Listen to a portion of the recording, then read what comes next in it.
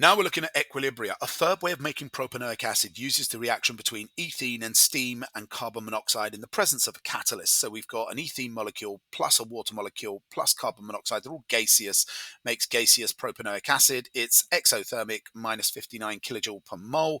7.6, give the expression for the equilibrium constant Kc for this reaction. So remember, we got products, we got reactants, and for Kc is equal to products over reactants. And so we're just going to write CH3, CH2, COOH, put the square brackets around that mean concentration. There's no coefficient, so we don't need to put any number in the top right corner outside the brackets. And we don't need to do that for the reactants either, as there's no coefficients in this equation. Basically, they're all just one molecule of each. So we've got C2H4, H2O, and CO underneath, all in square brackets, not round brackets. We're doing Kc here. If it was Kp, you round the brackets. You don't use square brackets. And that is going to get you a mark. Boom!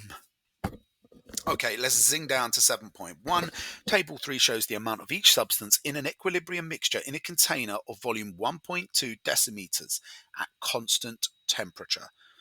So I'm going to nick this. It says calculate Kc and state the unit. So I'm just going to use my equation that I had before. Save me having to write it out again, although you might need to. But you're not going to get an extra mark for that because that was already done. So all we want to do is substitute those numbers from that table in, and that's going to be your first out of 4 marks. So let's substitute the numbers in. So we're going to have products over reactants. So we're going to go 0.420. What we need to do is pay attention to the square brackets. What do the square brackets mean? Well, they mean concentration. Let's think of the equation, N over C times V. So if I want to find the concentration, I need to do moles over volume.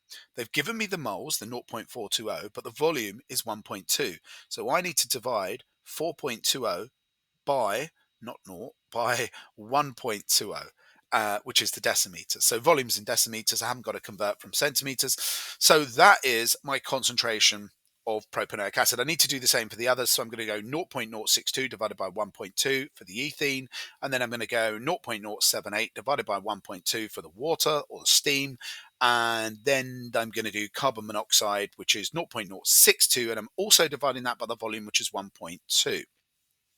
Now I'm going to go ahead and mash that in the calculator and simplify these. So that's going to get you a mark.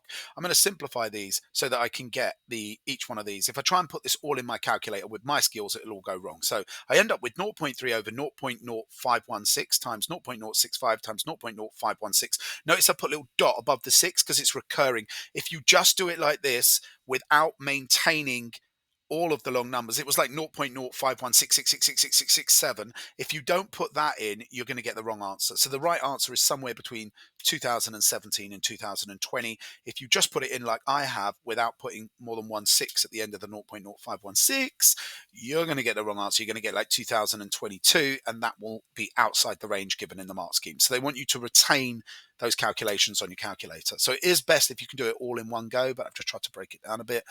Okay, now we're going to try and work out the units. For the fourth mark is for the units. So we've got mole dm minus 3 over mole dm minus 3 over mole dm minus 3 over mole dm minus 3. So you just write all the units out. You've got one thing on top, 3 things at the bottom of our Kc expression. So what we can do here is we can cancel out the mole dm minus 3 at the top and one of the ones at the bottom. And that leaves me with mole dm minus 3 and mole dm minus 3 at the bottom. I'm going to add them together. So you're going to get mole to the 2, dm to the minus 6. However, we're going to need to reverse it because there's a dividing line above them. So for whatever reason in maths, and I'm sure someone can leave something in the comments, when you have an empty dividing line above them, you reverse the symbol. So I just always add together my leftover mole to the dm minus 3s. And then if there's a dividing line above, I reverse the symbols. If we're above the dividing line, then I don't reverse the symbol. So mole to the minus 2, this will be dm to the 6. Notice I've reversed those symbols. So the minus goes to the 2 and the 6 becomes positive. So mole to the minus 2, dm to the 6, that is the units. And that's the end of that question. All right, but it's not the end of the whole of question 7. That's just the end of that little bit there, because we've got another one, 7.8. Predict the effect of increasing the temperature on the yield of propanoic acid. Explain your answer. It's 3 marks. Of course, pause the video, have a go. Should do that with all of these. You're going to get 1 mark for describing the effect on the yield and 2 marks for the scientific explanation. Let's go up and find out. So when we look at the equation, we can see that the delta H is minus 59. This is an exothermic reaction. And when you're looking at temperature, you need to identify if it's an exothermic or endothermic. And on the right-hand side is what we call the reaction. So the right-hand side is exothermic.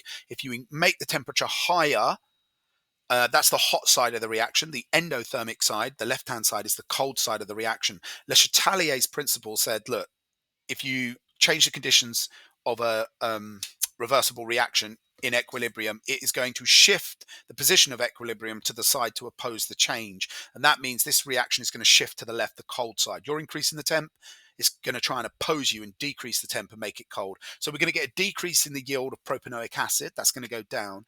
And the reason is it's an exothermic reaction, and that will get you a mark.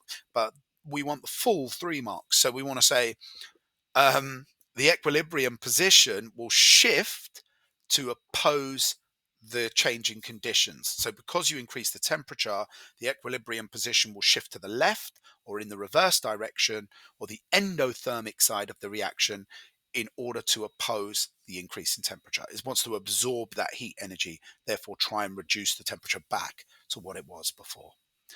And there we go. That's the end of the question. Don't forget sharing's caring. Hit the like, punch up the bell, subscribe. Let's get to the marks. I'll see you in the next video.